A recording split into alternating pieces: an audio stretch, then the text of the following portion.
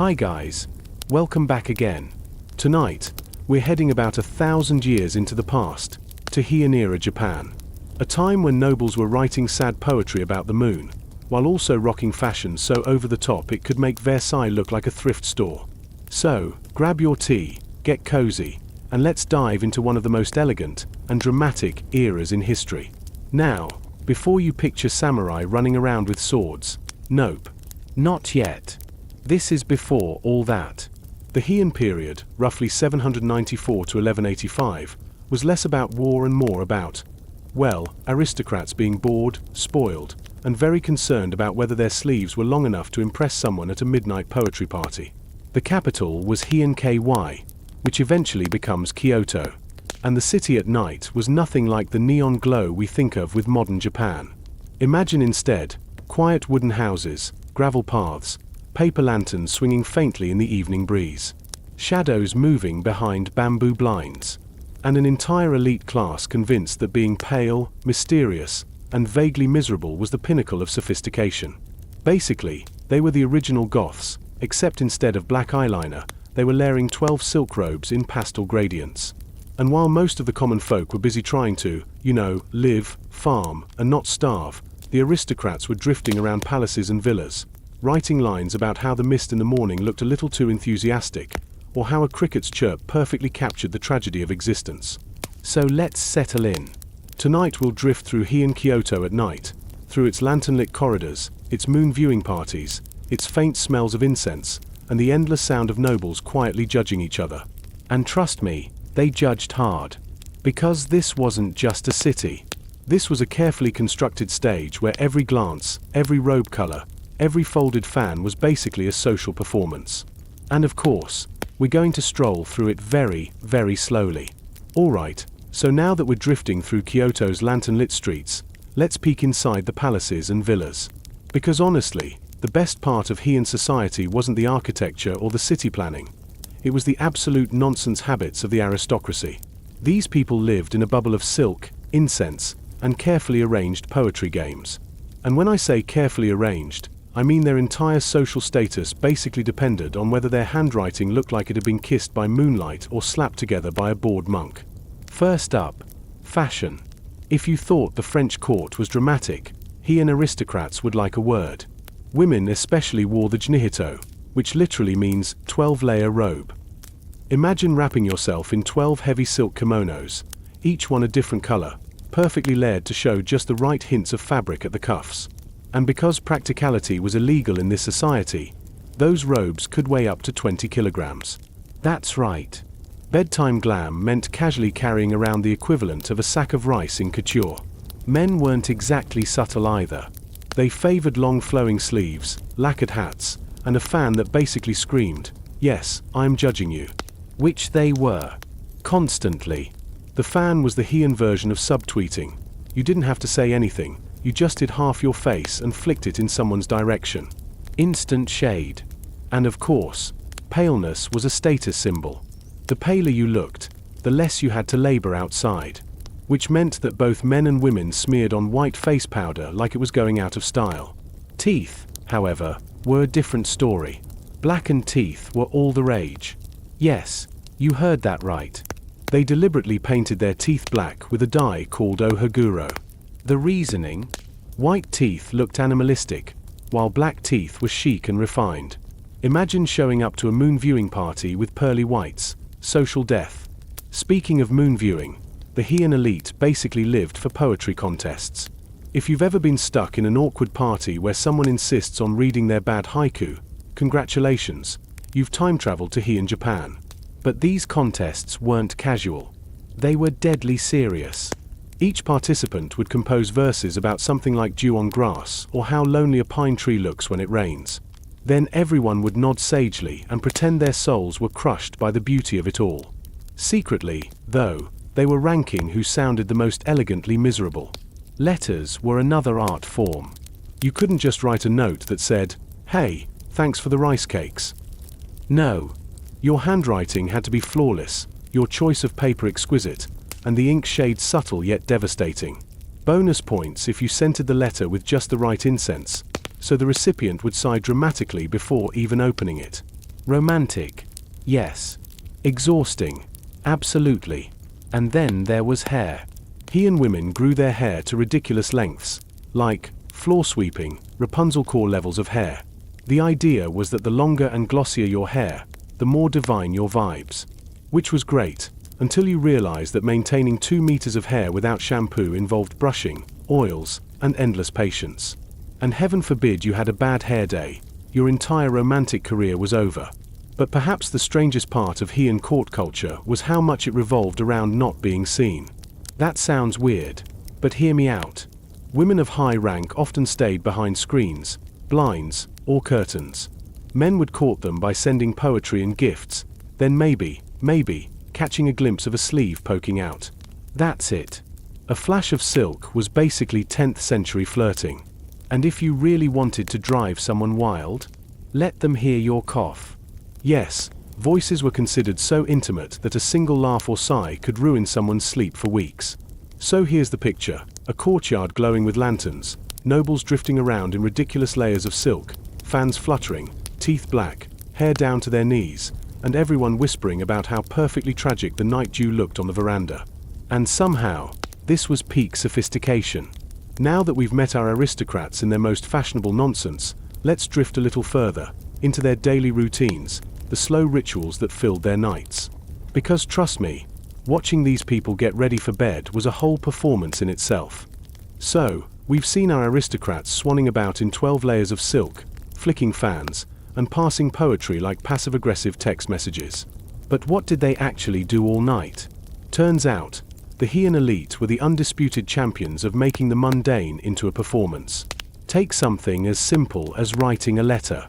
For most of us, that's 2 minutes of scribbling, maybe with coffee stains.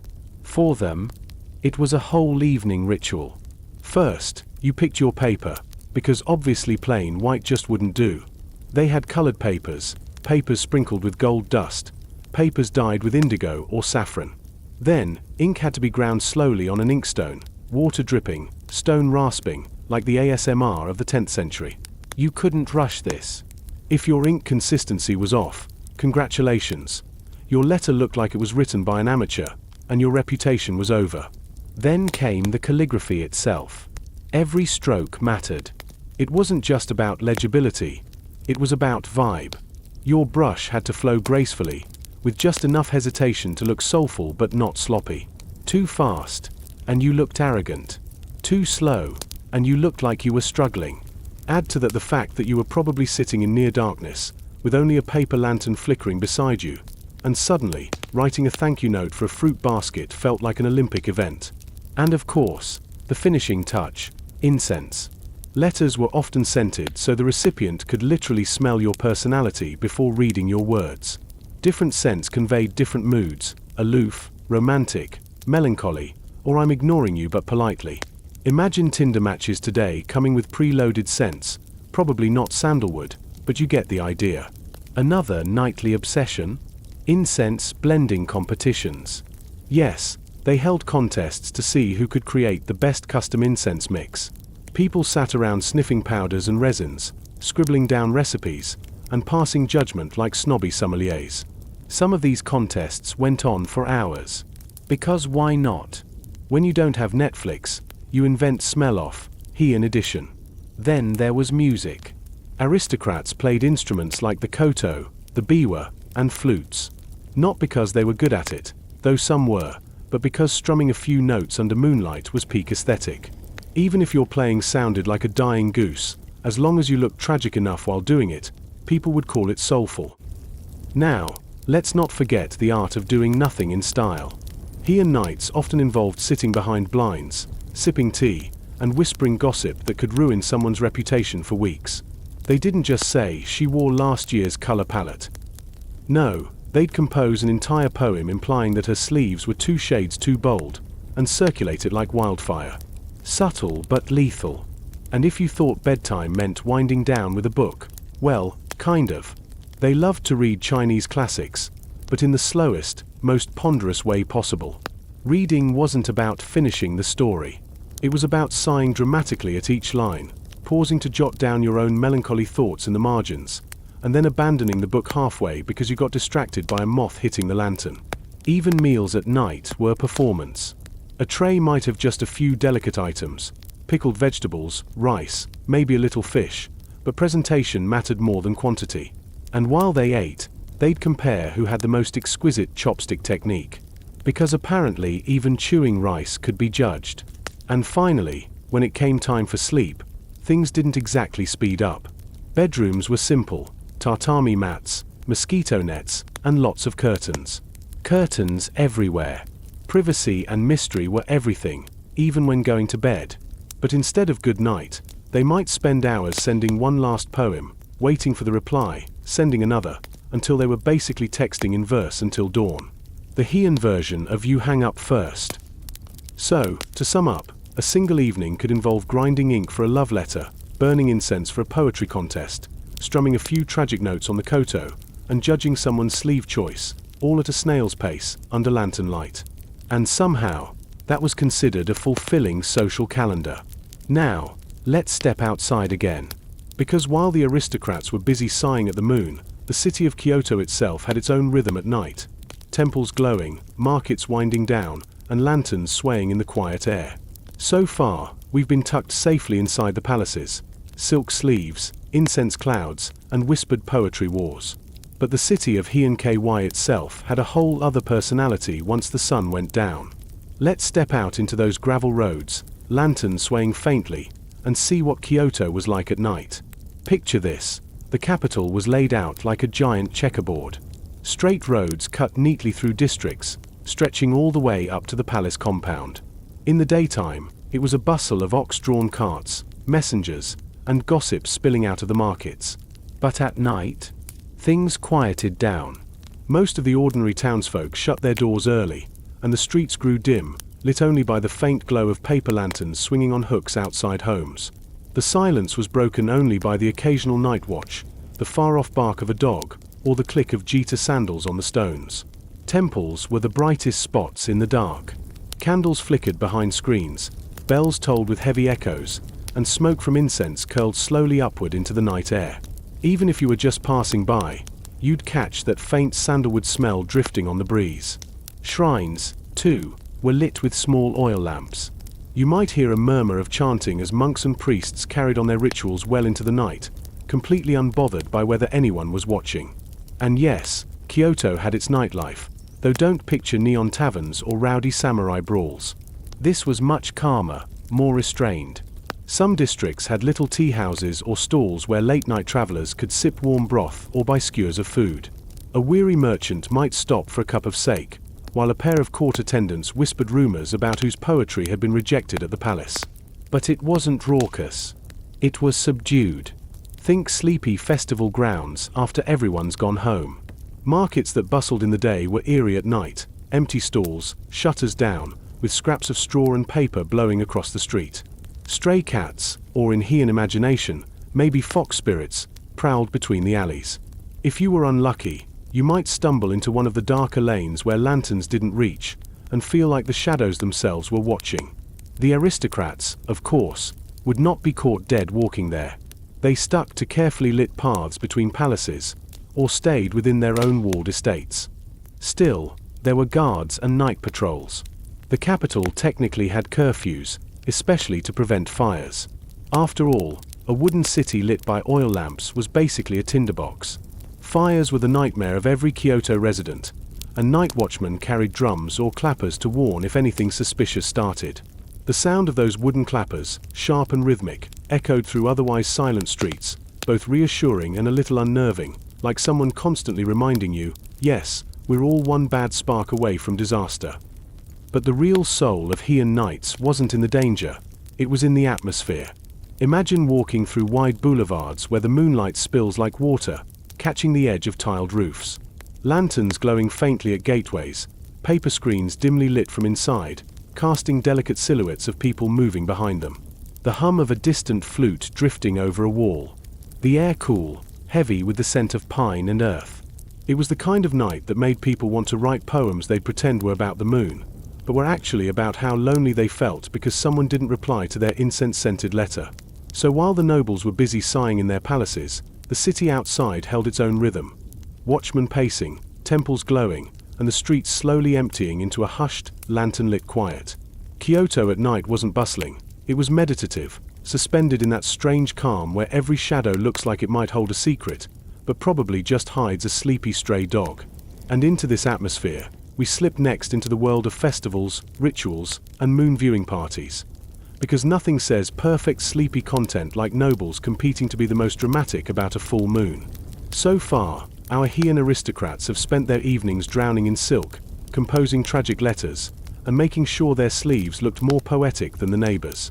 But if there's one thing that really animated Heian Kyoto after sunset, it was the cycle of festivals and rituals. These weren't wild street parties. Think of them instead as carefully staged, lantern-lit performances where everyone pretended to enjoy themselves while secretly competing to look the most refined. Let's start with the moon viewing parties, because honestly, this was peak Heian. The Japanese word for it is tsukimi, and it's basically the art of sitting around and staring at the moon while composing poetry about how sad it makes you. Sounds simple, right? Well, the Heian elite didn't do simple. They'd gather in elegant villas with polished verandas, or even float out on boats across mirror-still ponds so they could admire the moon's reflection. Everyone would sip sake, nibble delicate snacks, and take turns reciting verses about dew, loneliness, or the eternal beauty of impermanence. In other words, the original emo house party. And because nothing was casual in this culture, the entire event was choreographed. Lanterns glowed along the paths, incense burned, robes were selected to reflect the season's colors, and the host would make sure that the view of the moon framed itself perfectly through a garden gate or the bend of a pine tree. If you think Instagram influencers invented curated aesthetics, the Heian nobles were already doing it centuries ago, just without ring lights. But moon viewing wasn't the only ritual. Festivals were a constant feature of the Heian calendar. The Heian festival began during this period, originally as a ritual to ward off plagues. Imagine long processions of people carrying portable shrines, lanterns swaying in the night, bells ringing, drums echoing through the city streets. Nobles might watch from balconies while commoners joined the throng. And while everyone outwardly participated with solemn dignity, you can bet there was some side-eyeing about whose lantern arrangements looked tacky. Then there were the seasonal rituals tied to the court itself. For example, the Aoi Matsuri, where officials paraded in elaborate costumes adorned with hollyhock leaves. Or New Year ceremonies, where nobles purified themselves and made offerings to ensure a smooth year. At night, these rituals took on an almost dreamlike quality, candles flickering against paper screens, the scent of pine and plum branches filling the air, and priests chanting in low, steady rhythms that could lull you to sleep if you weren't careful. Even more intimate were the incense competitions and poetry banquets, which doubled as courtly games. Nobles divided into teams, each tasked with composing or performing in ways that were both witty and appropriately melancholy. Winning wasn't about being funny or clever.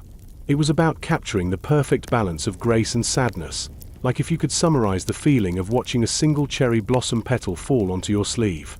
Of course, not everything was so solemn. Some festivals were downright theatrical.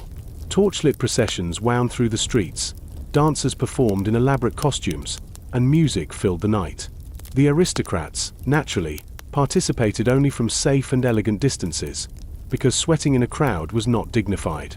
They preferred to sit in pavilions, sipping tea, while remarking on how lively the common folk looked under lantern glow. But here's the thing, all of these rituals, whether staring at the moon or parading hollyhocks, weren't just for fun. They were performances of status. Being seen at the right festival, in the right robes, reciting the right kind of poem, that was basically your LinkedIn profile. It told everyone you were cultured, refined, and worthy of being whispered about behind blinds. So imagine Kyoto at night during festival season. Streets alive with drums and flutes, lanterns strung in long glowing lines, incense curling up into the warm summer air. Nobles reclining in their villas, squinting at the moon, trying to outsad each other with poetry about loneliness. And in the background, the common folk carrying on with joy, energy, and noise, while the aristocrats pretended to be above it all, even as they peeked eagerly through their screens to watch. It's all very theatrical, very curated, and very, very sleepy if you think about it long enough. And speaking of theatrical, it's time we glide over to the quirks of the emperors and nobles themselves, because these were people who turned nightly habits into dynastic gossip. By now, we've wandered the lantern-lit streets, watched the incense competitions, and sighed at enough moonlit poems to last us several lifetimes. But what about the emperors and nobles themselves, the people who turned Kyoto's nights into one long, performative stage? Well, let's just say subtlety wasn't their strong suit. The Heian emperor, in theory, was the divine ruler. In practice, he spent most of his nights drowning in ritual, ceremony, and the exhausting politics of keeping courtiers happy. By the late Heian period, the emperors were often figureheads, while real power sat in the hands of aristocratic clans like the Fujiwara, who basically treated the palace like their Airbnb. Still, even emperors needed their moments of nighttime drama. One of their favorite nightly pastimes? Romantic escapades, conducted with all the secrecy of a Netflix soap opera. Court records are full of emperors sneaking around in the dark, sending love poems through intermediaries, or arranging midnight visits that were supposed to be subtle but never really were. Everyone gossiped. Everyone knew. And yet, the act of secrecy was half the fun. If your affair wasn't whispered about behind bamboo blinds, were you even living? Of course, nobles themselves were no less dramatic. Take Fujiwara no Michinaga, the political mastermind who basically ran the show for decades. His nights weren't just about poetry and incense. He orchestrated marriages, alliances, and scandals like he was producing an endless season of reality TV. Behind every moonlit poetry gathering, there was probably a little plotting about who should be paired with whom, which rival should be snubbed, and which robe color would cause the most subtle humiliation. Then there were the nightly quirks of beauty routines. Nobles went all out. Women slept with silk cushions carefully arranged so their hair didn't tangle. Men sometimes blackened their teeth before bed, just to be sure they looked fashionable if caught unprepared the next morning. Some nobles even used perfumed pillows, because obviously, ordinary sleep wasn't glamorous enough. Emperors themselves had peculiar sleeping arrangements. They didn't just flop onto a futon. They were surrounded by attendants, screens, and layers of ceremony. Even the way curtains were drawn at night mattered, with protocols that dictated who could approach and how. Imagine trying to fall asleep while a small army of attendants hovered nearby, waiting for you to maybe sneeze so they could record it in tomorrow's court notes. Relaxing, right? And let's not forget the superstitions. Nights were considered liminal times, perfect for spirits and bad omens. Nobles scheduled important moves, letters, or visits around astrologers' advice. If the stars weren't aligned, you simply didn't go, which meant many an emperor or aristocrat sat awake in his silk robes, pacing back and forth, because his fortune teller said leaving the palace after dark would end in doom. It was less Netflix and chill and more Netflix was cancelled because Mercury is in retrograde. Still, some emperors leaned into the mystical vibe. They hosted night rituals to honor deities, staged elaborate ceremonies with lanterns and music, and occasionally indulged in what can only be described as spiritual cosplay, donning ritual garb to reenact ancient myths, all while trying not to trip over their 12 layers of silk. So, picture it, a palace at midnight. Curtains pulled tight. Attendants whispering in the halls. An emperor restlessly waiting for the stars to approve his love letter. Nobles passing around incense blends, fans twitching in judgment. The air heavy with perfume and superstition. Kyoto at night wasn't just quiet, it was humming with personal dramas, spiritual anxieties, and endless courtly quirks. And as we drift deeper into these night hours, it's time to let the scene fade even further, into the twilight gardens of Al-Andalus, where our sleepy journey will finally come to rest among fountains, courtyards, and silence. So, we've wandered through Heian Kyoto. We've peeked into palaces where nobles judged each other's handwriting like Olympic referees.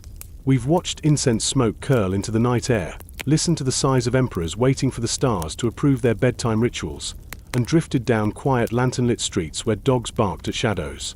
But now, as our long, drowsy stroll comes to an end, let's let the scene dissolve into something even calmer. Imagine leaving the wooden corridors of Kyoto behind and stepping through a different gate, into the gardens of Al-Andalus. Here, the night feels heavier. A warm breeze slides across tiled courtyards, carrying the scent of orange blossoms. Fountains splash gently, each trickle measured, steady, designed to soothe the ear as much as the eye. Moonlight glances off glazed tiles in shades of deep blue and green, forming quiet patterns across the walls. The whole place feels like it was designed as a lullaby in stone and water. And much like Heian nobles, the Andalusi aristocrats also knew how to perform refinement. Their nights were filled with poetry too, but with rhythms that floated on music, measured against the soft echo of fountains. Scholars read by lamplight, reciting verses about love and loss, while courtiers reclined on cushions, sipping sherbets or wine, letting the night stretch long and slow. The contrast is almost poetic itself. In Kyoto, the lanterns swayed against bamboo blinds. In Cordoba or Granada, lanterns glowed against stucco carved like lace. Both cultures used gardens, light, and ritual to transform night into art. Both demanded that even the act of sighing had to be aesthetically pleasing. But here, at the edge of the night, the pace softens even more. The Andalusi gardens were designed for silence, for meditation, for long pauses where nothing happened and everything was about stillness. Walkways led to shaded alcoves. Pools reflected the stars so perfectly you could lose track of which was sky and which was water. And the courtyards, enclosed yet open, made you feel like the world was small enough to hold in your palm. So picture it now, as the last scene of our journey, a stone courtyard, cool under bare feet. The air thick with jasmine. A single fountain murmuring in the center, ripples bending the moon's reflection. Somewhere, far off, a lute drifts into silence.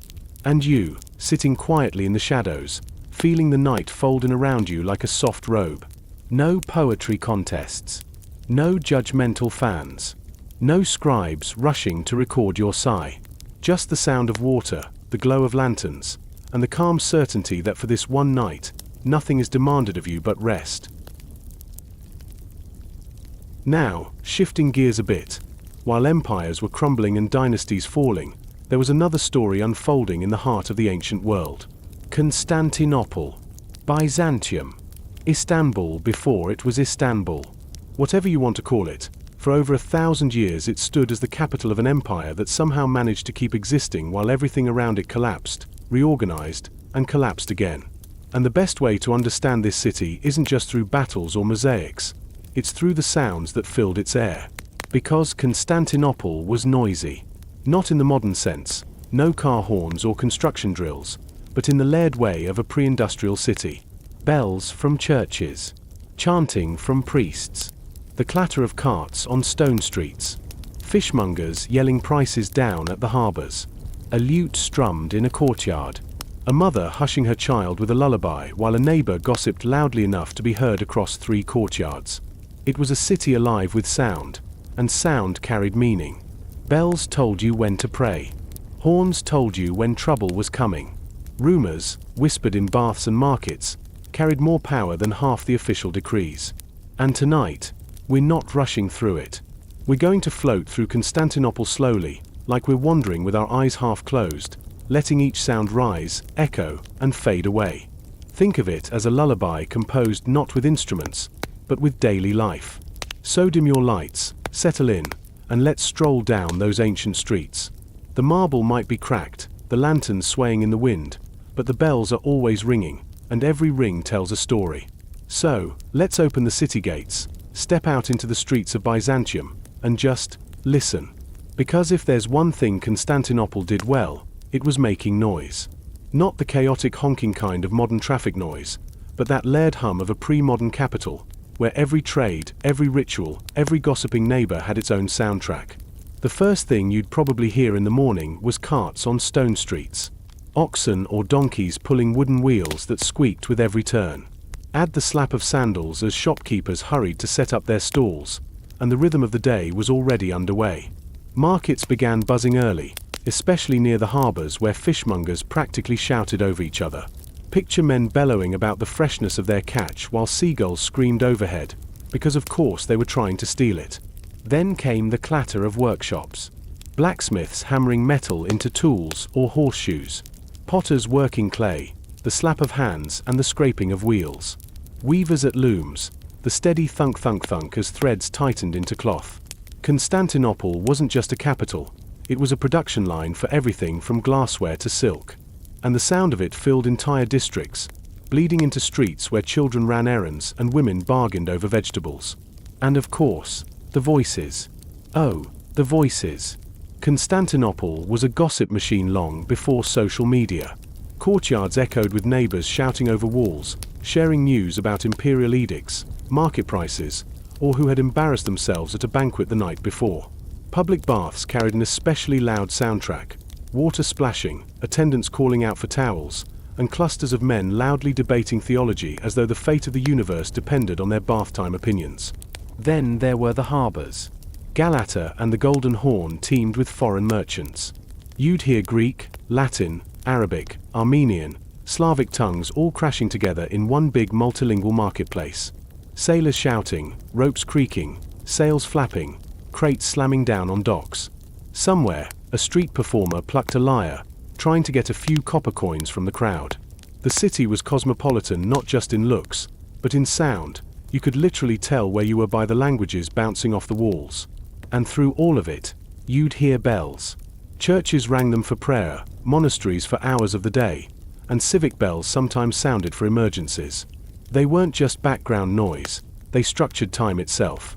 If you lived in Constantinople, you didn't need a clock. You had the city telling you when to eat, when to pray, when to gossip, and when to stop whatever you were doing because something big was about to happen. But here's the thing about all that noise, it wasn't harsh. It wasn't overwhelming. It was rhythmic, patterned, woven into the flow of life. 1,000 small sounds blending into a hum that told you where you were. Constantinople wasn't quiet, but it was alive, and that life had a soundtrack. And while the markets and workshops were loud in their own way, nothing could compete with the sound that defined the city more than anything else: the church bells and chants of Byzantium's religion. Those weren't just sounds, they were the city's heartbeat. Now, if the marketplace gave Constantinople its chatter, and the workshops gave it their hammer and clang, then the real heartbeat of the city came from its churches and monasteries. Because nothing structured life in Byzantium more than the sounds of faith. Picture this: the first light of dawn, barely catching the domes of the city. And then, the bells. Deep, resonant, carrying over rooftops and across courtyards. Bells didn't just ring, they marked time itself. Morning prayers, midday services, vespers in the evening, midnight vigils. If you lived in Constantinople, your entire sense of the day was basically shaped by when those bells told you it was time to stop gossiping and start praying.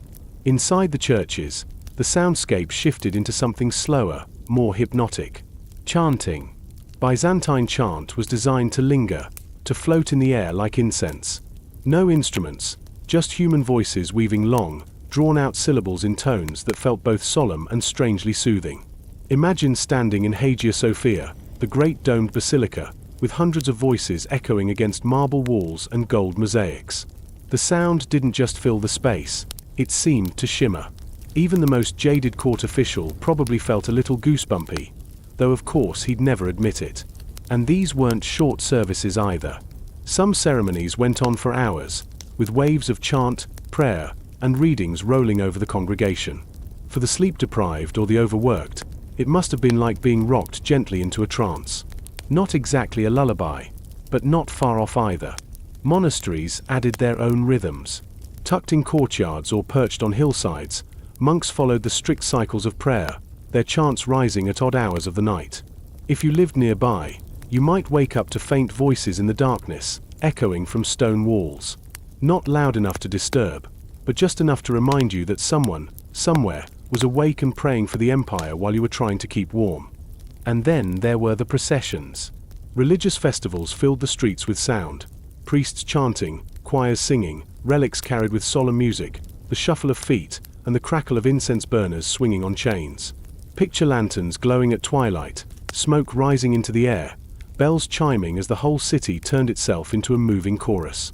Even the grumpiest baker closing shop probably stopped to watch. Later, of course, after 1453, the soundscape of the city changed dramatically when Hagia Sophia became a mosque, and the call to prayer began to echo across the domes. But for most of Byzantine history, it was the bells and chants that framed every day, every week, every year. So, if the marketplace was noisy, the harbors cosmopolitan, the palaces political, then religion gave Constantinople its soundtrack of eternity. Bells, voices, and chants stretching out like threads, pulling the city into rhythm. And speaking of palaces, let's float over there next. Because if you thought church rituals were elaborate, wait until you hear the sounds of the imperial court. Alright, so we've drifted through the markets, we've listened to the harbor chaos, and we've sat through a frankly impressive amount of chanting. Now, let's step behind the gilded walls of the imperial palace, where the city's most carefully curated soundscape unfolded. Because if there was anywhere in Constantinople where silence and noise were both weapons, it was here. First, the setting, the Great Palace of Constantinople. This wasn't just one building. It was an entire labyrinth of halls, gardens, fountains, and corridors that sprawled across the southeastern corner of the city. Imagine marble floors echoing under slippered feet, courtyards where fountains trickled, and long corridors where the soft shuffle of robes told you someone important was coming. The sound of the palace was never accidental, it was staged. Ceremonial events brought their own soundtrack. Picture the emperor processing through great halls, flanked by guards. The shuffle of soldiers' boots. The clang of spears striking the marble in unison. Trumpets blaring at the right moment, loud enough to rattle your ribs, but controlled, like everything else in Byzantine ceremony. The Byzantines loved spectacle, but spectacle with precision. If a sound was out of place, it was an insult to the dignity of the empire. Banquets added a different layer. Imagine long tables groaning with dishes, silverware clinking, cups of wine being poured. Courtiers murmured in low voices, pretending not to eavesdrop on their neighbors. And always, music in the background, harps, lyres, flutes, played by carefully trained musicians. Not too loud, not too distracting, but just enough to make you feel like you were feasting in the center of the universe. And then there were the ritual sounds unique to Byzantium. In certain ceremonies, mechanical marvels were used to impress foreign visitors. Bronze lions that roared, golden birds that sang, and thrones that rose silently into the air. The visitor might gasp at the spectacle, but the real magic was in the sounds. The roar of the lion, the creak of hidden gears, the hush of courtiers pretending this was all perfectly normal. For the Byzantines, noise was power. Even silence in the palace carried weight. A pause before the emperor spoke. The hush of a crowded hall waiting for his judgment. That momentary stillness wasn't empty. It was deafening. It told everyone exactly who held authority. But of course, the palace wasn't all solemn ceremony. Behind the curtains, there were whispered intrigues, hushed plotting, and the occasional slam of a door when someone's scheme didn't work out. Eunuchs scurried along corridors, sandals slapping lightly, carrying messages that could topple fortunes. Ladies of the court whispered in alcoves, voices rising in gossip and laughter before falling again as footsteps approached. So, the palace soundscape was a study in contrasts. Trumpets blaring, lions roaring, cups clinking, and then, in the next moment, an unnatural silence that told you someone very powerful was about to walk in. Constantinople's rulers understood that sound could be as much a weapon as armies. And while the elite orchestrated their noises and silences inside the palace, the rest of the city had its own nightly guardians and civic rhythms. Which means, next, we'll drift into the sounds of watchmen, horns, and the restless military hum of the city after dark. So, we've sat through banquets with clinking silverware and admired mechanical lions that roared on command. Now let's step outside again, this time into the sounds that kept the city alive and safe after dark. Because for all its glittering mosaics and elaborate rituals, Constantinople was still a fortress. And fortresses have their own music. The most obvious was the horns. Big, deep blasts carried across the city to signal danger or to summon troops.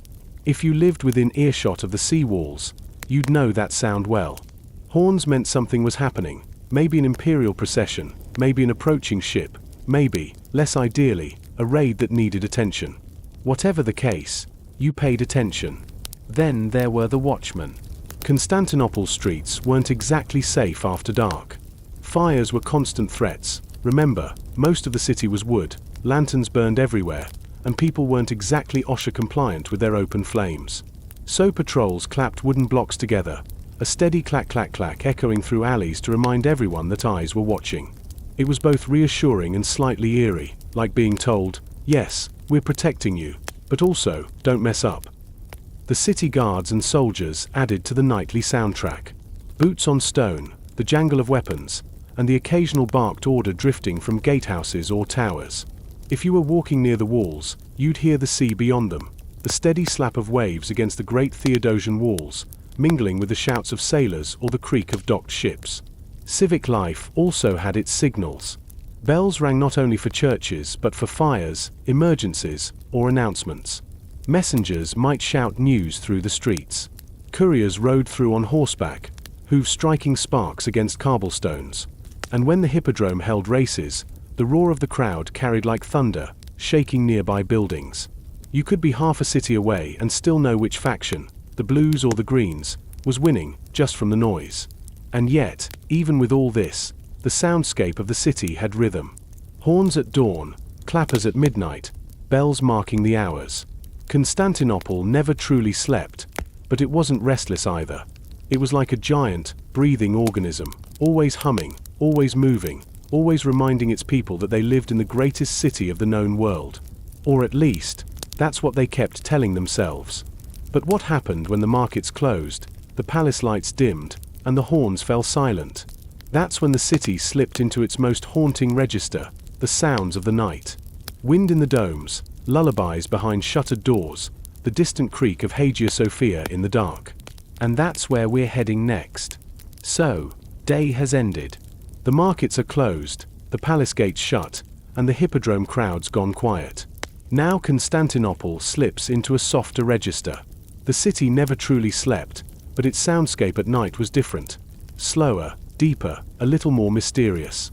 First came the wind. Constantinople was a city of domes and towers, and at night, the breezes off the Bosporus threaded their way through every crevice.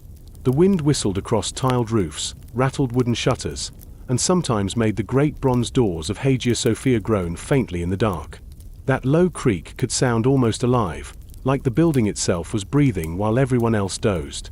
In the streets, the watchman's clappers echoed. That steady clack-clack reassured you the city was guarded, but in a sleeping alley, it could also feel unsettling, like someone knocking gently, over and over, on the edge of your dreams. Add to that the distant splash of water from a fountain, or the slow beat of waves against the sea walls, and you had a lullaby composed by the city itself. Inside homes, sounds turned domestic. Mothers humming lullabies. The rustle of straw mats as families settled down. The faint crackle of oil lamps. A cough from the neighbor's room carrying farther than it should in the silence. In tightly packed courtyards, every whisper could travel, so people learned to talk softly, unless, of course, they were telling gossip too good to keep quiet. Then the whole block might know before morning. Monasteries added their strange beauty to the night. Monks rose at odd hours, chanting prayers that drifted like threads of sound through the dark. If you lived near a cloister, you might wake to those voices rising and falling, low, steady, unhurried. It was less a disruption than a reminder. The empire never stopped praying, even when you slept. And of course, knights carried their superstitions. People believed in spirits, omens, and demons that prowled after dark. A dog howling too long, a door creaking open on its own, or an owl calling near your window. These sounds weren't just eerie, they were warnings. So homes were often sealed tight, curtains drawn, lamps lit until sleep finally won. But in the heart of the city, Hagia Sophia remained the loudest silence of all. By day, it rang with chants and bells. By night, it sat vast and quiet, its dome looming like a second sky. Even in silence, the building produced its own faint noises. Wind humming through cracks, pigeons shifting in rafters, and the occasional echo of a guard's footstep against marble. To a sleepless noble lying awake in a nearby villa, it must have felt like the whole structure was whispering lullabies older than the empire itself. So the night in Byzantium wasn't empty. It was layered with wind, whispers, clappers, chants, and the quiet confidence of a city that knew it was the world's center. And with that, we're nearly at the end of our wandering. Next, we'll let the city fade even further, until the bells, clappers, and whispers dissolve into stillness, carrying us into a final drift towards silence. So, our walk through Constantinople has carried us from the bustle of its markets to the solemnity of its churches, from the trumpets of the palace to the clappers of the watchmen. And now the city is growing still. The last lamps gutter, shutters close, and even the gulls fall quiet over the Golden Horn. The wind lingers, of course. It always does. It brushes through the streets, catching stray bits of straw from the day's trade, rustling the awnings that no one bothered to tie down. Sometimes it moans faintly through the old gates, sounds that children might insist were ghosts, though their parents rolled their eyes and told them to sleep. In courtyards, the last whispers fade. A mother hums one more verse of a lullaby before the lamp goes dark. A neighbor coughs once, turns over, and silence folds around them. Even the watchman's wooden clappers space out, their rhythm growing slower as the night deepens. And looming above it all, Hagia Sophia, vast, still, and heavy in the dark. No bells, no chants, just stone and air. Yet even that silence feels like a sound, as though the building itself is keeping watch while the city sleeps. If you close your eyes, the city becomes a soundscape that narrows to almost nothing. The faint slap of water against the sea walls, the distant shuffle of a patrol, the rustle of the wind. Everything else dissolves. And in that slow unraveling of noise, Constantinople feels eternal. So let it fade. Let the bells, the chants, the horns, the gossip, the clappers, all drift away into stillness. What's left is only the breath of the city, slow, quiet, ancient. But while empires were rising and falling elsewhere, the Sahara was telling a quieter, yet no less important, story. Instead of palaces and feasts, we find ourselves in a vast, endless expanse of sand. The Sahara Desert. Now, I know what you're thinking. The desert. That sounds boring. And yeah, that's the point. Because few things are more sleep-inducing than endless sand dunes, the slow plod of camels, and the faint sound of wind brushing across nothingness. But here's the thing, the Sahara wasn't empty. For centuries, caravans wound across it, hauling one of the most valuable goods of the medieval world, salt. Yes, salt. Not gold, not jewels, not exotic spices. Just salt. White, crystalline, ordinary-seeming salt. The stuff that today comes in paper shakers at diners. But back then, it was life. You needed it to preserve food, to survive heat, to trade. In fact, salt was so valuable that some records claim it was literally worth its weight in gold.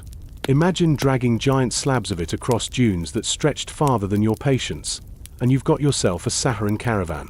And caravans weren't small. Sometimes hundreds, even thousands, of camels plodded single file across the desert, each loaded with 2 massive blocks of salt strapped to their sides. Each camel moved at the same pace, slow, steady, unbothered.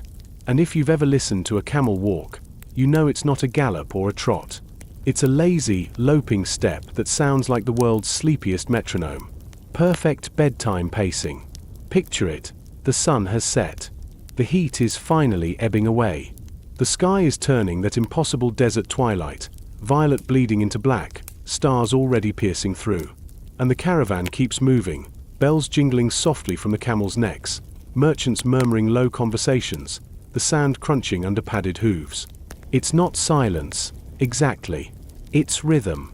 A rhythm so steady it could rock you into sleep. And this wasn't a one-night journey. These salt roads stretched for weeks, even months.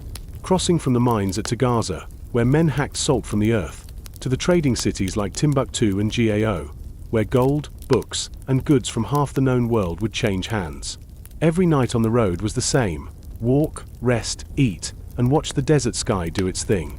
So tonight, we'll follow them. Slowly, step by step, across dunes, oases, and silent camps, listening to the bells, the winds, the whispers of men who thought carrying salt across the Sahara was a good business plan.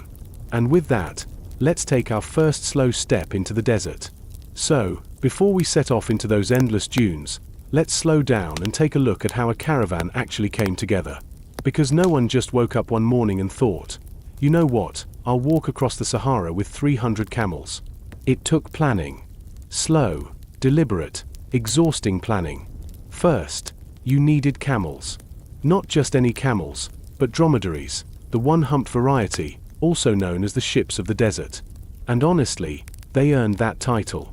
Camels could go days without water, carry up to 300 pounds of salt or goods, and walk with the kind of stubborn determination that said, Yes, I will get there, and no, I don't care if you're comfortable. But getting camels ready wasn't as simple as loading them up. They had to be fed and watered carefully in the days leading up to departure, checked for injuries, fitted with saddles and ropes. Each camel's load was balanced, because a poorly tied salt block meant the animal might refuse to move. And when a camel refuses, you're not winning that argument. You're waiting it out while the camel stares at you like you've ruined its entire week. Then came the supplies. Caravans carried everything they needed, because the Sahara was not exactly brimming with snack stands. Water skins, carefully sealed to survive the heat.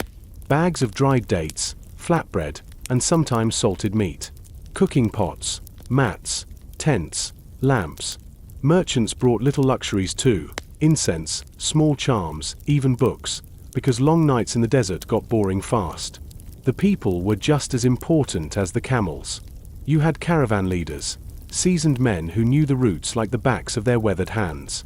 Guides who could read the stars with unnerving accuracy, steering a line of camels through dunes that all looked the same to anyone else.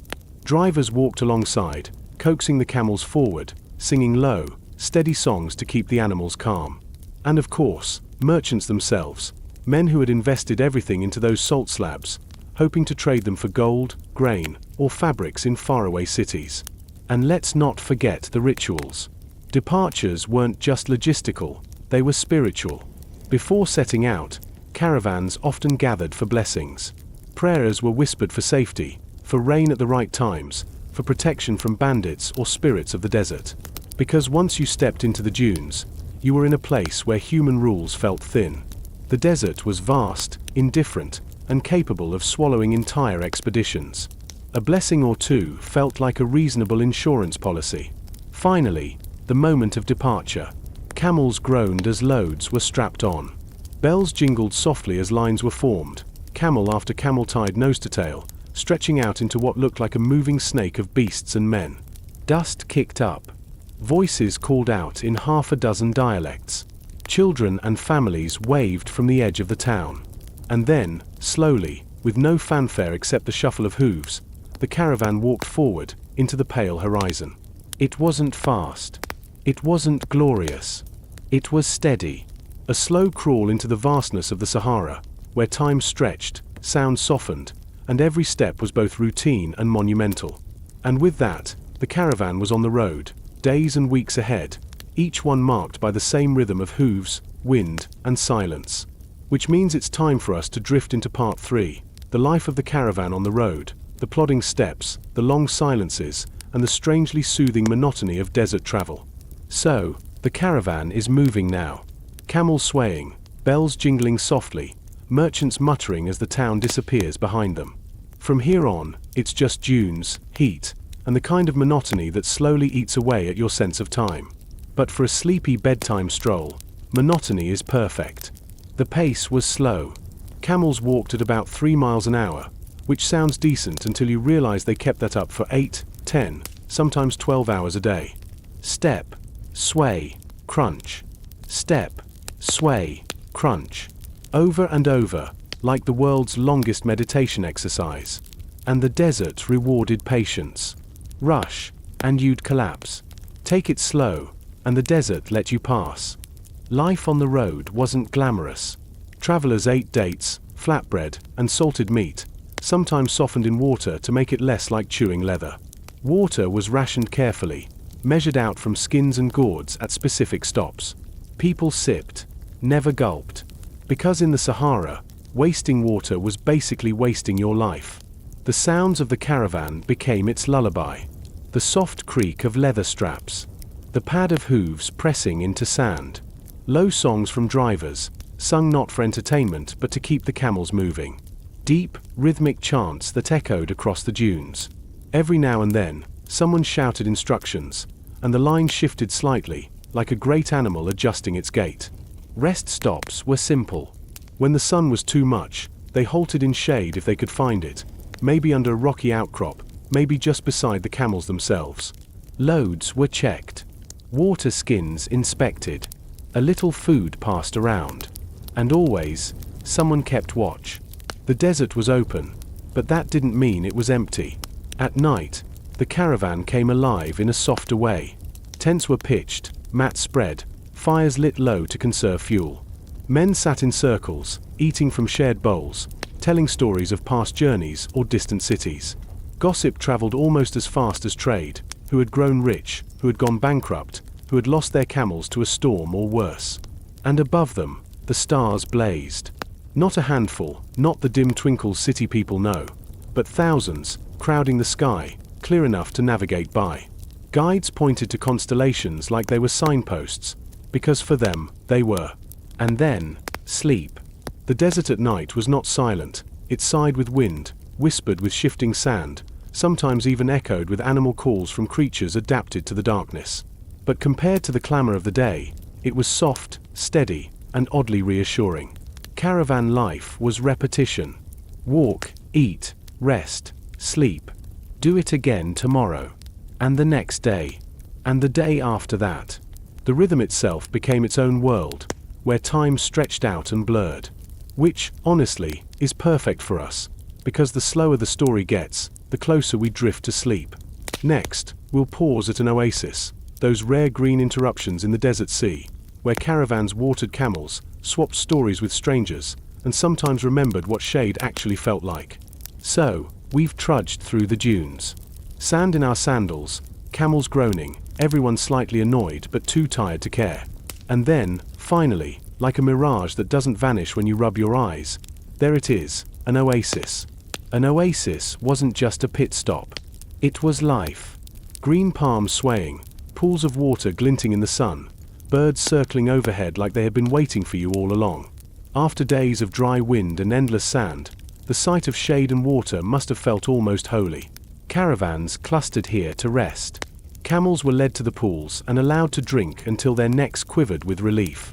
Drivers filled skins, splashed water on their faces, and sometimes dunked their entire heads in, just to remember what cool felt like. Merchants spread mats under the palms, stretched aching legs, and chewed their dates slowly, savoring the fact that for once, the world wasn't entirely beige. And oases weren't empty. They were crossroads, tiny hubs where caravans intersected. Traders from the north, south, east, and west all stopped here, so the air buzzed with languages, gossip, and the low hum of bargaining. Who had salt from Tagaza, who had gold from the Niger, who had cloth, glass, or books to sell. Deals were whispered, alliances made, rivalries rekindled, all while camels slurped noisily beside them. At night, oases turned into miniature villages of tents. Fires flickered. Stories were told, sometimes about great cities like Timbuktu or Marrakesh, sometimes about less cheerful things, like sandstorms that swallowed whole caravans. Not that anyone wanted to dwell on those before bedtime, but you know how humans are. If something might kill you, you're definitely going to tell stories about it by firelight. And there were the superstitions. Some said spirits haunted certain oases. That travelers who strayed too far at night might hear voices in the dunes, or see strange lights flickering in the distance. Most dismissed these as tricks of wind and sand, but still, better to stay close to camp. It wasn't just ghosts people feared, either. Bandits were a real risk, though the bigger the caravan, the safer it was. Safety in numbers, even if those numbers included grumpy camels who would spit at you if you got too close. But mostly, oases were calm. A reprieve. A pause in the monotony of crunching sand and dry throats. A place where life felt almost normal, even if only for a night or two. And then, as always, it was time to pack up again. Camels reloaded, bells jingled, lines reformed. The caravan shuffled back into the desert, leaving only footprints and a few stray palm fronds behind. And so the rhythm began again. Step, sway, crunch. Water skins creaking, drivers humming low songs, the desert swallowing sound. For weeks, this cycle continued. Dunes, oases, nights under impossible stars, until finally, the caravan reached its goal. The great trade cities where all this salt would be turned into wealth, books, and reputation. Which is where we'll head next, into the bustling markets of Timbuktu, Tagaza, and Gao, where salt was more than just a block of rock, it was currency, culture, and survival. After weeks of sand, silence, and camels that glared at you like you'd personally offended them, the caravan finally arrived at its destination, the great trade hubs of West Africa. And if the desert was monotonous, the cities were the exact opposite. Alive, bustling, noisy in a way that felt almost overwhelming after so much wind and hoofbeat rhythm. One of the most famous stops was Gaza, a settlement that wasn't really known for its comfort. Imagine a place where the houses were literally built out of salt blocks. Not stone, not mud, salt.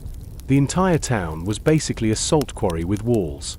Life there was harsh, but the resource was so valuable that caravans kept pouring in. Men dug giant slabs of salt out of the earth, each one heavy enough to break your back if you weren't careful, and stacked them like treasure. To the merchants, these slabs weren't just minerals, they were walking gold bars. From Gaza, salt moved on to Timbuktu, which by the 14th and 15th centuries was more than a city. It was a legend. Timbuktu was a place where salt wasn't just traded for gold, but where knowledge itself was currency. Scholars gathered, libraries flourished, and manuscripts filled with philosophy, law, and astronomy passed from hand to hand. Imagine a merchant arriving with a line of camels crusted in desert dust, selling his slabs of salt, and then strolling into a market where he could also buy books copied by hand.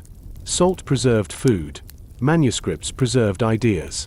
Both kept civilizations alive in their own way. And then there was Gao, another city on the Niger River, a place where gold, ivory, and slaves were exchanged, and where salt was always in demand. Caravans arriving here didn't just sell their goods, they transformed them into connections, into wealth that would ripple outward into other kingdoms. A block of salt cut into Gaza might eventually end up seasoning a dish in a noble's house hundreds of miles away. The markets themselves were sensory overload.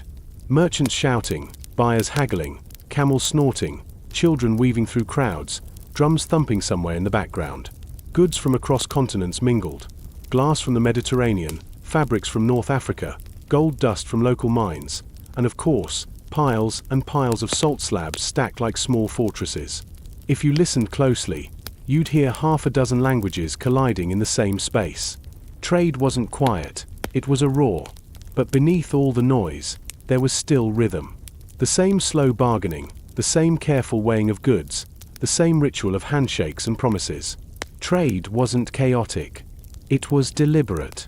The salt roads that carried caravans across endless dunes also carried trust, tradition, and the knowledge that without this exchange, life in both the desert and the cities beyond it would grind to a halt. And when the deals were done, the merchants rested. Caravans paused for weeks, sometimes months, while goods changed hands and camels recovered. New journeys were planned, new routes chosen, and slowly, inevitably, the cycle would begin again. Back into the desert, back to the dunes, back to the rhythm of sand and silence. But before we send them off again, we'll linger a little longer, because caravan life wasn't just business. It was full of superstitions, dangers, and the quiet resilience of travelers who lived half their lives on the move. And that's where we'll drift next. Our caravans have reached the cities, sold their salt, and rested for a while. But life in the Sahara was never just about trade. The desert carried its own rules, its own dangers, and its own set of quiet beliefs that shaped every journey. One of the most unsettling challenges was the sandstorm. Great walls of dust and wind would sweep across the dunes, blotting out the horizon and swallowing the caravan in a brown blur. To the men walking those roads, it was terrifying. To us, told in a softer voice, it feels more like the desert's way of pressing pause. The storm forced everyone to stop, cover their faces, crouch low, and wait. Then, when the wind passed, the silence returned heavier than before. Footprints disappeared, landmarks vanished, and the desert rearranged itself as though nothing had happened. Getting lost was another risk. The Sahara didn't offer road signs or reliable paths. But this is where the guides mattered most. These men could read the stars as easily as others read a book, navigating by constellations, the slant of a dune, even the whisper of a breeze. To outsiders, it looked like magic. To them, it was practice, patience, and knowledge passed down through generations. Thirst, though, was the most constant danger. Water was measured out with a precision that bordered on reverence. No one gulped. Everyone sipped. And when a well appeared, relief spread quietly through the group. The sound of water sloshing into skins was music, soft, ordinary, but life itself. Alongside these challenges lived the beliefs that made the desert feel alive. Travelers spoke of voices in the dunes, of flickering lights on the horizon that led men astray.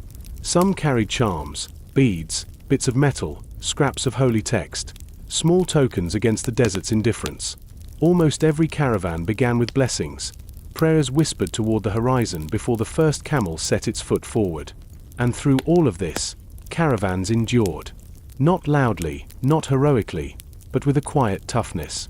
The rhythm of walking, resting, and moving again built a kind of strength that wasn't about glory, but persistence. Time was measured in dunes passed, in stars crossed overhead, in the steady plod of hooves across sand. It was a resilience born not from dramatic triumphs, but from the calm decision to keep moving. To hum softly to a camel in the stillness of night. To trust the guide's eyes on the constellations. To sip water sparingly, step by steady step, until the next horizon appeared. And so the caravans carried on, through storms, through thirst, through silence. Always forward, always deeper into the dunes. The markets have grown quiet, the deals are finished, and the caravan is on the move again. But for tonight, the road pauses. The desert has its own kind of rest, and if the day belongs to heat and dust, then the night belongs to silence. The sand cools quickly once the sun is gone. What burned your feet in the afternoon is now soft and almost cold to the touch. Fires are lit, but they're small, just enough to boil water, to warm a handful of dates, to keep a circle of men gathered close. Their voices fall into low tones, half stories, half prayers, while the camels settle into the sand with deep, guttural sighs. And above it all, the sky stretches open. Not the thin sprinkling of stars you see from a city street, but thousands upon thousands, burning clear and sharp. The desert gave travelers no roads, but it gave them the heavens, and the guides knew every constellation like an old friend. They pointed quietly, this one leads east, that one marks the north, another shows the season turning. In their voices, the stars became as familiar as milestones on a map. Eventually, the talk faded. Men lay back on mats, eyes fixed upward until sleep pulled them under. The camels shifted, chewed lazily, then stilled. The fires burned low, throwing just enough glow to mark the outlines of tents and figures. Beyond that small circle, the desert was vast, endless, and quiet. But not silent. The wind brushed lightly over the dunes, hissing like a whisper. Sand shifted softly, sliding down the slopes in tiny streams. Now and then, a dog barked from some far-off encampment, or an owl called into the night. Each sound felt sharper in the stillness, but also gentler, softened by the space around it. And then, as the hours stretched, even those sounds drifted away. What was left was the slow breathing of the caravan itself, a rhythm of sleep, steady and reassuring. The desert, indifferent by day, felt almost protective by night, its silence wrapping around the camp like a blanket. Now, shifting gears a bit, while battles raged and dynasties crumbled elsewhere, something more peaceful was unfolding in the heart of southern Spain. Welcome to Al-Andalus. Picture it, southern Spain, 1,000 years ago. Sunlight heavy on whitewashed walls, tiles glinting in shades of blue and green, the air thick with orange blossoms. And behind high stone walls, tucked inside palaces and villas, you find these perfect courtyards, fountains bubbling, pools of water mirroring the sky, vines curling lazily up arches. They were designed to feel like paradise. And, honestly, they succeeded. For the rulers of Al-Andalus, the Umayyad emirs, caliphs, and later the Taifar kings, the garden wasn't just a backyard. It was a statement. A place where nature was bent into order, where water, the most precious thing in a dry land, was made to sing in fountains and channels. A place where you could walk in shade, sip sherbet, listen to the trickle of a stream, and pretend the world outside didn't exist. And if you're wondering, yes, there's always a contrast. Because while peasants were out there breaking their backs in the sun, the elites of Cordoba or Granada were lounging under fig trees, composing poetry about how sad the jasmine looked at sunset. Priorities. But these gardens weren't just for show. They were carefully planned, layered with meaning. Every tree, every pool, every tiled walkway was part of an idea, the idea of Jannah, the Quranic vision of paradise. A walled garden, full of flowing water, shade, and eternal beauty. By building them in Al-Andalus, rulers weren't just enjoying themselves. They were sending a message: we can create paradise here, on earth, behind our walls. So tonight, let's wander slowly through those spaces. Past the gates, into the courtyards, along the fountains. Let's smell the citrus, hear the water, and settle into a rhythm where time moves with the pace of trickling streams. Because behind those walls, life slowed down, and that's exactly what we want before sleep. So, let's step past the walls now and look at how these gardens were actually made. Because they didn't just appear one day like divine miracles. They were built, stone by stone, channel by channel, with a kind of obsessive care that makes you wonder if half the architects were secretly perfectionists in denial. The first thing you'd notice in an Andalusi garden was the geometry. These weren't wild, sprawling spaces. They were measured, ordered, divided into neat quadrants by paths and water channels. Imagine a square courtyard, split into 4 by crossing streams or tiled walkways, with a fountain in the center. It wasn't just pretty, it symbolized balance, harmony, even the 4 rivers of paradise described in the Quran. Leave it to medieval rulers to turn landscape design into a theology lecture. Then there was the water. And oh, the water was everything. In a land where summers burned and rain was a rare blessing, water was wealth, power, and status. To make it flow into courtyards took entire systems of aqueducts, cisterns, and irrigation channels. Some borrowed from Roman engineering, some adapted from earlier Islamic innovations. The result was a controlled miracle. Streams running where none should naturally run, fountains that turned trickling water into music, pools that mirrored the sky so perfectly they looked like portals. And let's not skip over the tiles and walls. Every surface was a canvas. Walls weren't just plaster, they were covered with intricate patterns, geometric designs that seemed endless, arabesques that curled like vines, calligraphy quoting poetry or scripture. Even the floors beneath your feet glittered with glazed tiles in blues and greens, meant to cool the eyes as much as the body. If the desert outside was harsh and barren, inside the garden walls was a shimmering oasis of color. The plants themselves were carefully chosen. Orange trees for their blossoms, filling the air with perfume. Figs and pomegranates, symbols of abundance, their fruits heavy in summer. Vines crawling up arches, shading walkways in green. Roses, jasmines, lilies, flowers selected not only for beauty but for their fragrance. Because in Al-Andalus, a garden wasn't just something to look at. It was something to smell, to hear, to feel. A full sensory design, centuries before modern spa resorts claimed they invented that idea. And all of this was wrapped in walls. High stone barriers that kept the dust and noise of the outside world away. Inside, you lived in shade, order, fragrance, and the sound of water. Outside was chaos, heat, politics, the occasional invading army. Inside was paradise. The contrast was the whole point. So the garden wasn't simply a luxury. It was a symbol, a message, and an escape. A ruler could sit beneath a canopy of vines, sip cool drinks, and watch water sparkle in the sun, all while knowing he had bent nature into art and scarcity into abundance. And it worked. These gardens didn't just impress visiting ambassadors or scholars, they left their mark for centuries. You can still see echoes of them today in the courtyards of Córdoba, the palaces of Seville, and most famously, the Alhambra in Granada, where water still runs in slender channels, and roses still scent the air in summer. Now that we've built the walls and planted the trees, let's settle in for a while. Because what really matters isn't the construction, it's the daily life inside. How these gardens felt to walk through, what people did in them, and how they turned into stages for leisure, politics, and more than a little snarky poetry. So, we've built the walls, planted the orange trees, and filled the fountains. Now let's step inside and linger for a while. Because the gardens of Al-Andalus weren't just impressive monuments, they were lived-in spaces, places where people passed their days in rhythms as slow and deliberate as the water flowing through the channels. The first thing you'd notice inside was the soundscape. Not the harsh clamor of streets or the shouting of markets, those were left outside the walls. Instead, there was the steady trickle of fountains, the splash of water pouring from carved spouts into stone basins, the faint rustle of leaves in the breeze. Birds nested in the trees, sparrows, swallows, even nightingales, and their songs layered over the hum of running water.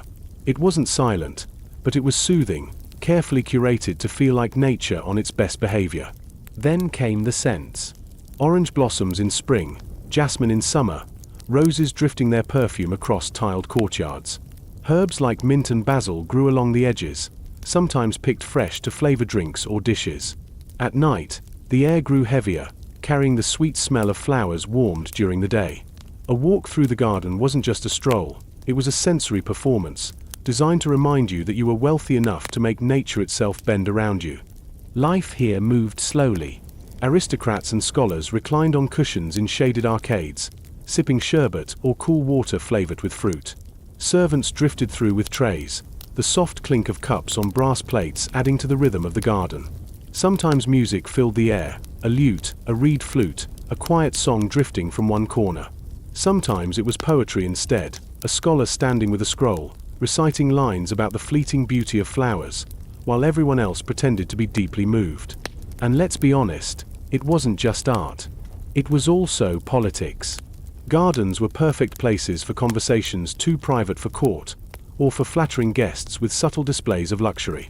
You might casually gesture toward your fountain while quoting a verse about the rivers of paradise, letting your visitor know you weren't just rich, you were cultured. And yes, cultured in that I can afford to hire someone to clean rose petals out of the water channels every morning sense. But beyond politics, there was an everyday rhythm to these spaces. Scholars read under fig trees, their voices murmuring quietly as they copied manuscripts. Children played in the courtyards, chasing each other along tiled paths, their laughter echoing against walls. Women tended herbs or embroidered in shaded corners, pausing to gossip while the fountains murmured beside them. Even the simplest acts, pouring water, walking barefoot on cool tiles, sitting in the shade, took on a kind of ritual calm. And the gardens weren't just daytime retreats. At night, lanterns glowed against stucco walls, reflecting in pools of still water. Guests gathered under trellises as the stars appeared, conversations softening into the quiet hours. The sound of water didn't stop, it became the backdrop to dreams, a steady lullaby that wrapped the garden in calm. So these gardens weren't just pretty landscapes. They were living, breathing environments where people worked, rested, read, schemed, and sighed about how sad the roses looked in the moonlight. A microcosm of paradise, ordered, fragrant, and faintly smug. And next, we'll wander into how these spaces became more than leisure spots. Because in Al-Andalus, gardens weren't only for lounging, they were also stages for scholars and poets, who filled them with verses, debates, and contests that could stretch late into the night. By now we've lingered among fountains and shaded arcades, where aristocrats reclined with sherbet in hand. But if there was one group that truly thrived in these gardens, it was the scholars and poets. Because nothing said prestige in Al-Andalus like being able to drop a verse about roses or argue about Aristotle while lounging under a fig tree. These gardens weren't just for leisure, they were open-air classrooms. Philosophers, theologians, physicians, and mathematicians gathered in shaded courtyards, reading manuscripts aloud, copying texts by hand, or debating ideas. Imagine the soft rustle of parchment, the scratch of a reed pen on paper, the murmur of voices rising and falling in the heat of intellectual argument, all under the canopy of vines and the constant hush of water nearby. Knowledge had a soundtrack, and in these spaces it was steady, quiet, almost hypnotic. But poetry was the real star. Andalusi courts adored verse. A ruler could secure more admiration with a well-timed couplet than with a shiny new fountain. Poets recited under arches while their words bounced gently off stone walls, comparing garden roses to fleeting beauty, or fountains to the passage of time. Some verses were tender, some sharp, some filled with the kind of melancholy sighing that made everyone nod solemnly, as if the universe itself had been summarized in 4 lines about a pomegranate. And of course, these performances weren't just about art, they were about status. To be seen in the garden, to hear a poem composed on the spot, to join a witty debate about philosophy, was to signal refinement. Scholars who impressed rulers with clever arguments or moving verses might walk away with patronage, positions, or gifts. So while the atmosphere was calm and sleepy, the stakes were very real. The rustle of palm leaves overhead masked the quiet politics of ambition. The combination of natural beauty and intellectual play made the gardens feel like living symbols. Paradise wasn't only about water and fruit trees, it was also about the flourishing of the mind. To sit in shade, surrounded by the fragrance of jasmine, while discussing medicine or astronomy, was to feel that you were participating in something timeless. But not everything was serious. Sometimes poetry contests veered into playful banter. A verse about the sad fate of a falling blossom might be met with a sly couplet about how blossoms at least didn't have to endure boring speeches. Light sarcasm, wrapped in rhyme, was part of the charm. The garden wasn't only a place of learning, it was a place where knowledge and wit sparkled as brightly as the tiles underfoot. So, if you were to stroll into one of these gardens on a summer evening, you'd hear not just water and birdsong, but the low murmur of scholars reading, the lyrical rhythm of poetry, and the occasional ripple of laughter from a cleverly delivered line. These were worlds within walls, where nature, intellect, and art blended until they felt inseparable. And as the sun set, the work and verse slowed. Lanterns flickered, books were closed, and the debates trailed off into quiet conversation. Which brings us neatly to our next step, how the gardens marked the cycles of nature, the seasons, and the ways night itself reshaped life inside these walled paradises. By now we've sat with the scholars, listened to their verses about roses, and maybe rolled our eyes at how seriously they took pomegranate metaphors. But one of the most enchanting things about these gardens of Al-Andalus was how they weren't static. They changed with the seasons, with the hours of the day, even with the moods of the weather. Life inside them was marked by the rhythms of nature, gently ordered, but never completely tamed. In spring, the air was thick with blossoms. Orange trees flowered in a haze of white, jasmine twined over arches, roses opened in bursts of color. The gardens became perfumed theaters of rebirth, with poets predictably sighing about how fleeting it all was. By summer, the scents deepened. Shade was everything then. Walkways under vines became the most treasured paths, and fountains doubled as cooling systems.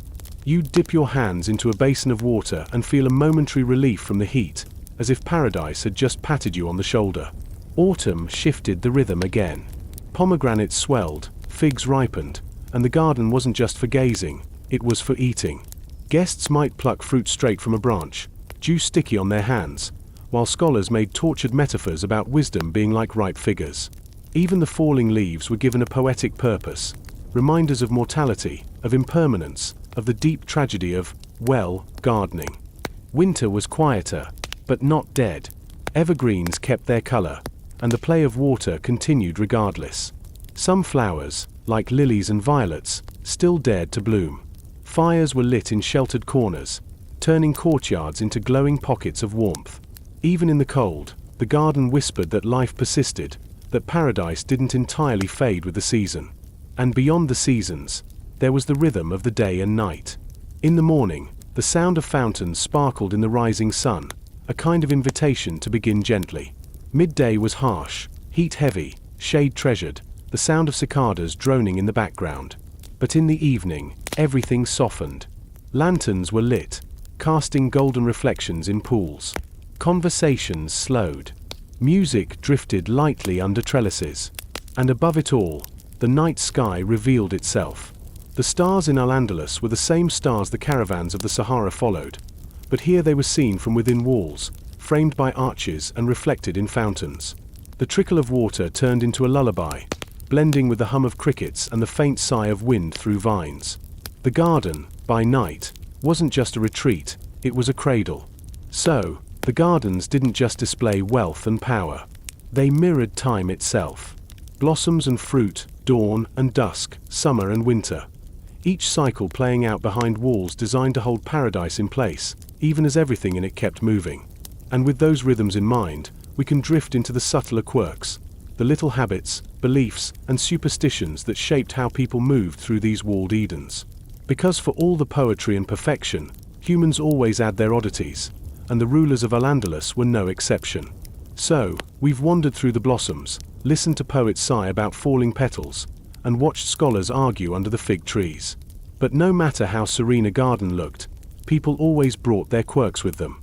The rulers and nobles of Al-Andalus weren't just patrons of art and science. They were human, with all the odd habits, superstitions, and little dramas that made these gardens more than perfect postcards. For starters, there was the obsession with rituals. Entering a garden wasn't just strolling in. It might be preceded by a prayer, or at least a gesture acknowledging water and shade as blessings. Some aristocrats believed walking counterclockwise around a fountain ensured good fortune, while others swore that sitting under certain trees invited bad dreams. You could enjoy your sherbet under a vine-covered trellis, but not under the wrong fig tree, because apparently figs had opinions about your future. Then there was the matter of display. Owning a garden was about paradise, yes, but it was also about one-upping your rivals. If your neighbor had a pool, you built two. If he had roses, you added lilies, plus a poem carved into the wall about how superior lilies were. Guests were carefully guided to admire just the right view, the symmetry of tiles, the arc of water, the perfectly timed bloom of jasmine. And if you think Instagram invented curating your life for others to envy, the you-made caliphs of Cordoba had already perfected the technique, with better tiles. Aristocrats also carried their superstitions into the gardens. A sudden change in wind during an evening banquet might be interpreted as a bad omen. Birds held symbolic weight, nightingales were praised as voices of love, while owls could be read as warnings. Even the water itself wasn't just water. Its clarity, flow, and sparkle were layered with meaning, each ripple a reminder of paradise, or, if something went wrong, a sign that fate wasn't entirely on your side. And of course, there were the habits of indulgence. Some nobles spent hours arranging flower petals in fountains just so, as though a crooked rose would unravel their sense of order. Others composed verses only about the sound of water, producing endless lines about streams while ignoring the fact that servants were working overtime to keep those channels clear of leaves. Gardens were backdrops for leisure, lounging, drinking, reciting poetry, but also for subtle shows of excess, the kind that whispered, "We can afford to waste time here, because we control time itself." Even the evenings had their quirks. Guests sometimes played games involving improvised verses, responding to a line of poetry with another, more elegant one. A clumsy attempt could doom your reputation, while a clever couplet might secure new friends or a patron's favor. Imagine the pressure, everyone watching you, waiting for your poetic genius, while you stare at a pomegranate like it's supposed to inspire divine insight. So yes, the gardens were paradises, but they were also theaters, stages for superstition, vanity, and human eccentricity. Beneath the jasmine and tile, you'd find the same old aristocratic habits, showing off, worrying about omens, and turning leisure into a kind of performance art. And as the night deepened, even those quirks softened.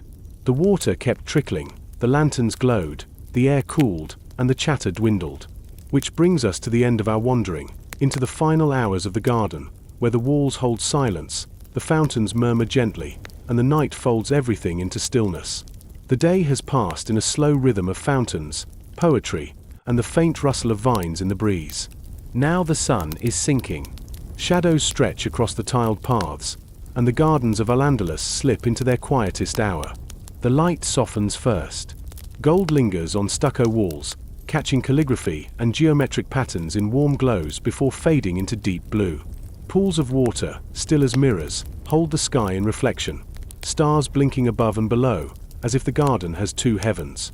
Lanterns are lit one by one, small flames flickering against carved stone, casting wavering shadows across arches. The sounds change, too. The chatter of scholars and courtiers drifts away. Music quiets. The fountains keep their voices, steady and calm, but now they sound less like conversation and more like lullabies. Birds retreat into trees, their songs replaced by the soft hum of crickets and the occasional flutter of wings. If the garden felt alive with activity in daylight, by twilight it feels like it is breathing slowly, sinking into its own form of rest. People linger a little longer. A servant clears cups, the faint clink of brass against brass. A poet sighs dramatically about the fleeting beauty of night, while everyone else suppresses a yawn. A noble leans back on cushions, eyes half closed, pretending to be contemplating the mysteries of the universe, when in reality, he's just drifting towards sleep. Gardens weren't only for living and learning, they were for letting go. And soon, even those last voices fade. The garden belongs to water and stars now. A quiet world behind stone walls, sealed off from the noise of the streets beyond. The air is cooler, scented with jasmine. The ground is still warm from the sun but cooling fast, comforting against bare feet. Every detail, the glow of lanterns, the hush of fountains, the curve of vines above, folds into stillness. So let the garden close around us. Let the fountains murmur on. Let the lantern light sink into shadow. And let the stars, reflected in the pools, guide us gently towards sleep. The walls of Al-Andalus promised paradise within. And here, at the end of the night, they deliver, not through grand spectacle, not through wealth or power, but through silence, rhythm, and the simple persistence of water flowing where it shouldn't. Behind stone walls, paradise was built. And in its quietest hours, it still whispers, even now.